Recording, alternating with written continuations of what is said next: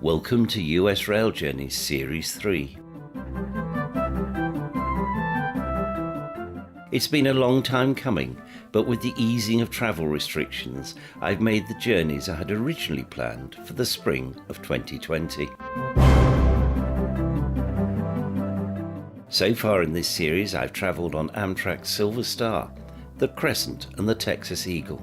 I'm now continuing my 6,684-mile rail tour using the Lakeshore Limited to New York, before my final journey on the Acela to Boston.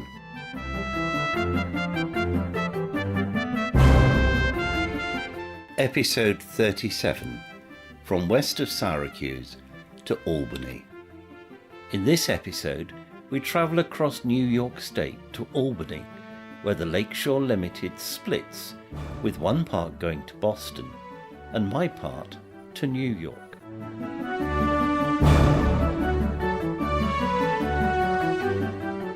Another small community, another river crossed, what looked like wetlands beside the river. More rivers, more trees, and now on my right, a field of crops, but not maize this time. Something with much larger leaves, and then back to trees on both sides.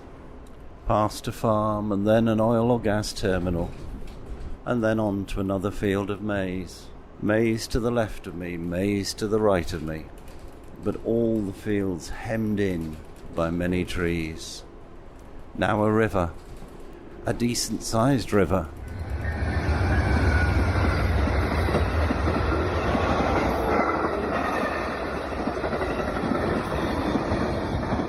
Now passing a cereal crop, ready for harvest, all golden in colour. We're crossing a low viaduct now. But just to the left of us, the remains of what must have been another track, the sleepers rotting on their supports. On our right, some large lakes. They don't appear to be attached to anything, so I think they may be reservoirs for water. Past a house seemingly by itself, in a clearing beside the railway. Over a bridge, a little river, and then a crossing with another country road, and then under a bridge for a major highway.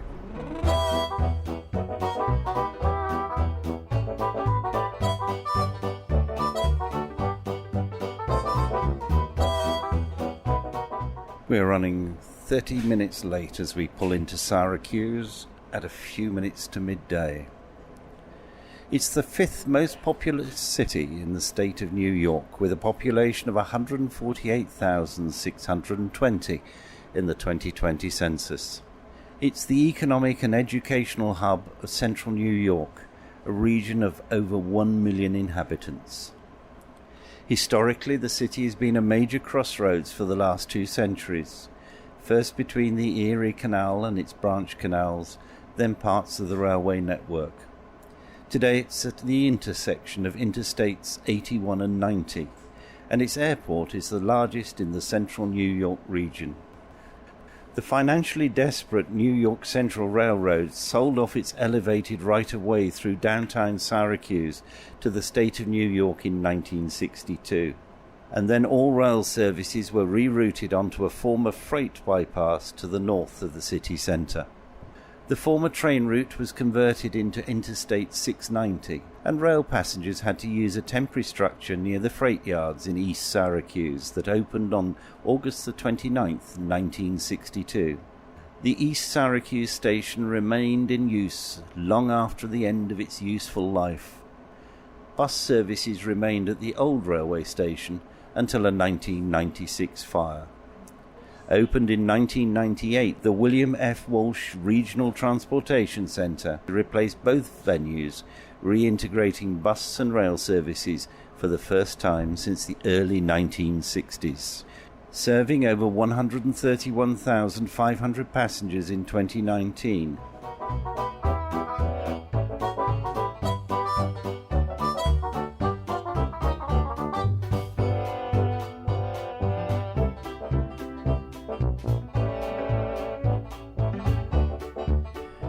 We're currently going slowly through the countryside.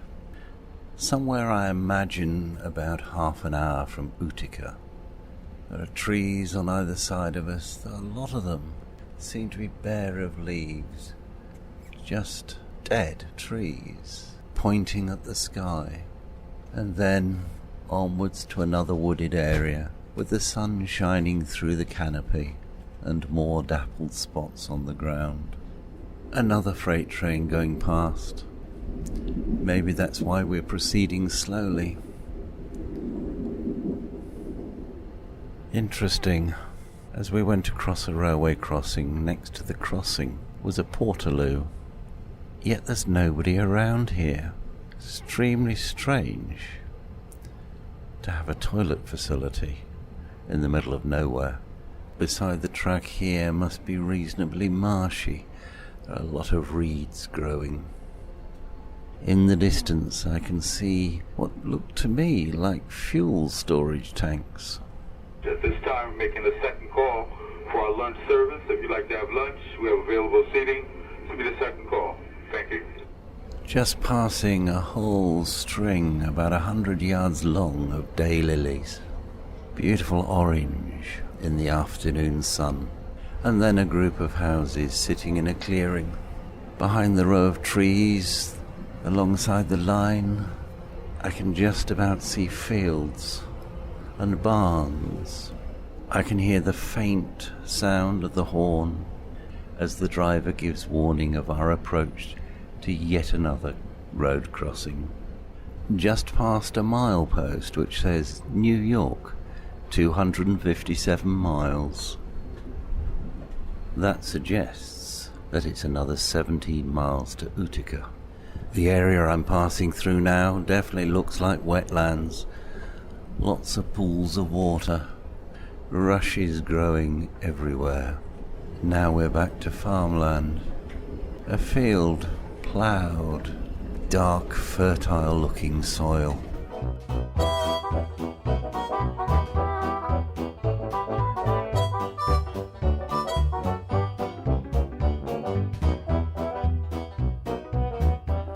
We've now reached Utica.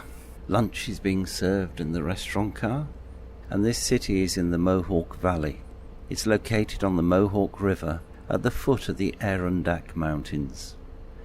It's approximately 95 miles west-northwest of Albany, 55 miles east of Syracuse, and 240 miles northwest of New York City. Formerly a river settlement, inhabited by the Mohawk Nation of the Iroquois Confederacy, Utica attracted European American settlers from New England during and after the American Revolution. In the 19th century, immigrants strengthened its position as a layover city between Albany and Syracuse on the Erie and Chenango canals and the New York Central Railroad. During the 19th and 20th centuries, the city became a manufacturing center and a worldwide hub for the textile industry. Political corruption and organized crime in the 20th century gave it the nickname Sin City. Like other Rust Belt cities, Utica underwent an economic downturn beginning in the mid-20th century. With its low cost of living, the city has become a melting pot for refugees from war-torn countries around the world, encouraging growth for its colleges and universities, cultural institutions, and economy.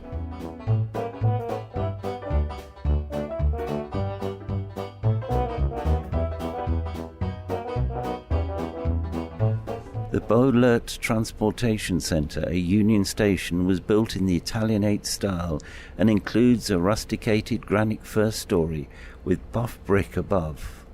Symmetrically rectangular in plan, there are 13 bays across the façade and 15 on the side elevations.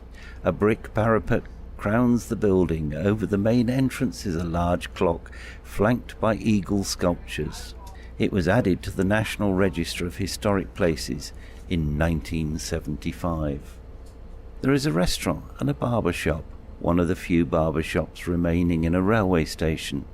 The 15,000 square foot waiting room's 47 foot high vaulted ceiling is supported by 34 marble columns. There are 12 large benches for passengers, heated by steam pipes and vents incorporated into the benches. 8 Amtrak trains use the station each day, and the Adirondack Railroad operates a heritage railway from Utica to Holland Patent, Remsen and stations near Old Forge on a seasonal basis. The station was opened in 1914 and replaced an older structure that dated from 1869. Construction involved the rerouting of the Mohawk River due to the risk of flooding.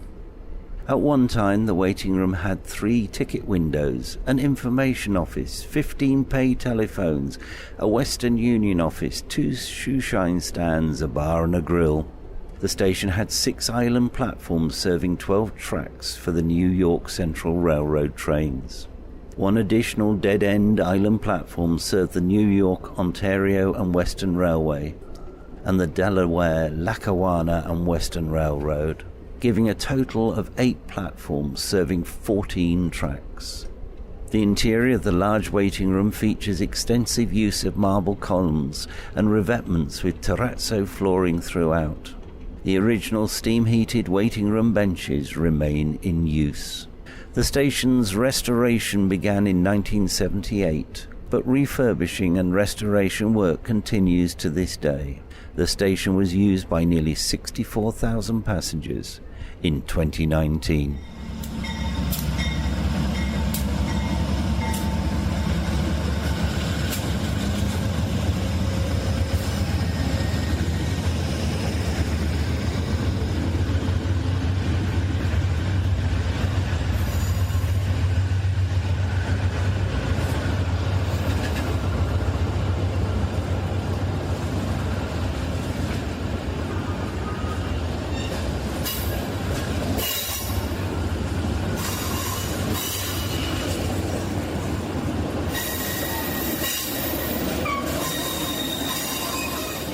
As we leave Utica and head out back into the country, we're running about 40 minutes late. Behind the screen of trees, I can see a scrapyard for old cars. And beyond that scrapyard, some that people have just tried to hide away in the undergrowth. Past more woodland with dappled light, lots of ferns growing on the ground. The river not far from here. Pools of water, rushes and reeds. The ferns are gorgeous pale green. Onward, ever onward, now at speed, towards journey's end at New York. But we still have nearly 250 miles left to run, and it's interesting to see houses in the small communities with neatly mown grass, far, far more attractive than the burnt ground of Texas.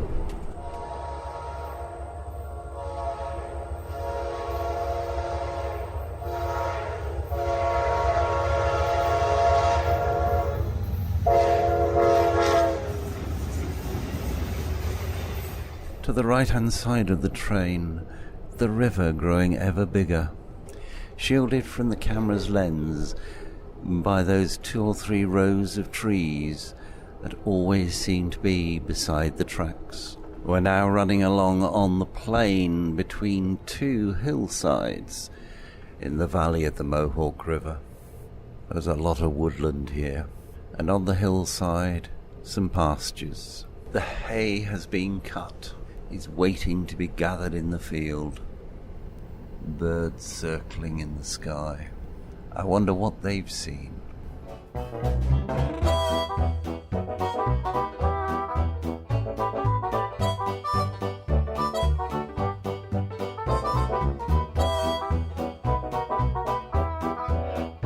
Passing more fields with rolls of straw. The harvest must have been quite early here. We must also be deep in the countryside because we are in an area where my mobile phone has no service.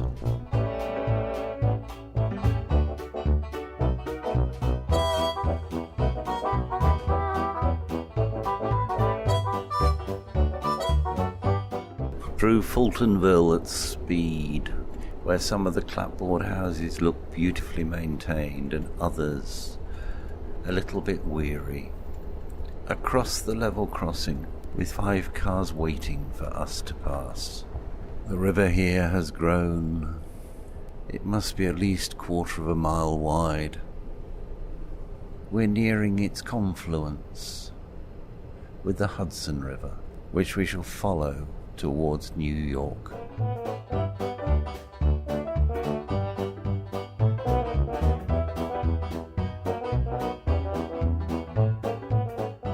We've arrived in Schenectady, roughly 20 minutes late. We now have 160 miles to our destination. It's a city with a population of 66,135 and is about 15 miles from the state capital at Albany. The city was founded on the south side of the Mohawk River by Dutch colonists in the 17th century. The name is derived from the Mohawk word meaning beyond the pines. Connected to the Mohawk River and the Erie Canal, the city developed rapidly in the 19th century as part of the Mohawk Valley Trade, Manufacturing and Transport Corridor. By 1824, more people worked in manufacturing than agriculture or trade, and it had a cotton mill that processed cotton from the deep south. In the 19th century, many industries arrived. The American Locomotive Company and General Electric came to the city. The station was built in 2018 and is served by 5 Amtrak routes, the Lakeshore Limited, the Empire Service, which runs between Niagara Falls and New York City, the Maple Leaf, the Ethan Allen Express between New York City and Rutland in Vermont, and the Adirondack between New York and Montreal. The current station is the 3rd on the site. The original Union Station was constructed in 1908 and was in use until 1969. By then, the low passenger numbers and the cost of heating and maintaining the station meant that it was replaced with a station several miles to the east, which is a small building with a parking lot. The Union Station was demolished by the city in 1971 to make way for a parking lot. In 1978, rail services returned and work began on a new station on the site of the former Union Station. This opened in 1979. The station at Colony Schenectady was closed on September the 9th, 1979, to allow trains to operate at full speed between Schenectady and Albany. The 1979 station was closed and demolished in 2017 to prepare for the construction of the current station. After the 1979 station was demolished, a temporary stairwell and platform with a shelter were erected at a parking lot north of the station site to serve as the temporary station. Expected to open in November 2018, the new station opened 2 weeks ahead of schedule on the 17th of October 2018. 62,180 passengers used the station in 2019.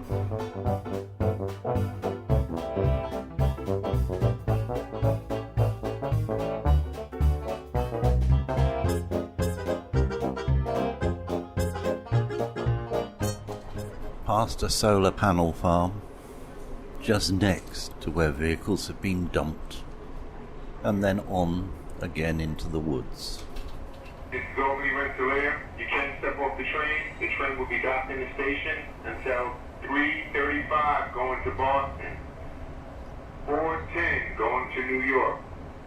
This is the point where the train splits in half. One section goes to Boston, one section goes to New York. This is a rest stop, a smoke stop. You can step off the train. Strongly advise before you get off the train to place your seats in the upright position. Throw all trash in the proper trash receptacles, as we will have people boarding at this stop also. Once again, this is a rest stop and smoke stop. There's a diner upstairs, a stationary store upstairs. And during the time the train sits to the station, the restrooms will not work, so we strongly advise you to go up into the station if you need to use the restrooms. Once again, this is Albany Rensselaer. Not all doors will open. Only exit we see Amtrak employees. You can step off the train. You do not need to bring your ticket with you. You do not need to bring your baggage with you. The station is actually in Rensselaer, on the east side of the Hudson River. It's directly opposite Albany. In the 2010 census, the city population was 9,392. The city of Rensselaer was settled by the Dutch in the 17th century and has a rich industrial history stretching back into the 19th century, when it became a major railway hub. The city was one of the earliest locations for the US dye industry and was the first American location where aspirin was made. The Boston section of our train leaves us here.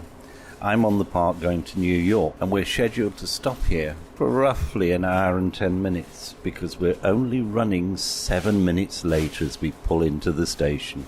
In 2020 it was Amtrak's 9th busiest station, as well as the busiest to serve a metro area with a population smaller than 2 million, and that's a distinction it's held since at least 2010. A large number of passengers commute to and from New York City. The present station is the third on the site.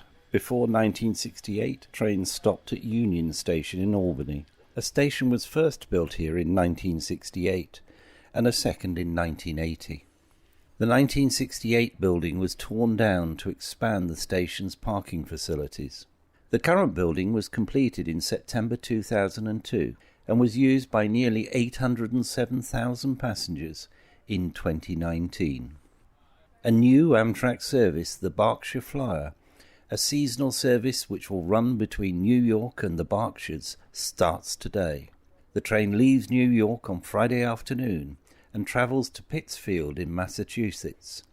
It returns on Sunday afternoon, and this is one of the stops on the journey.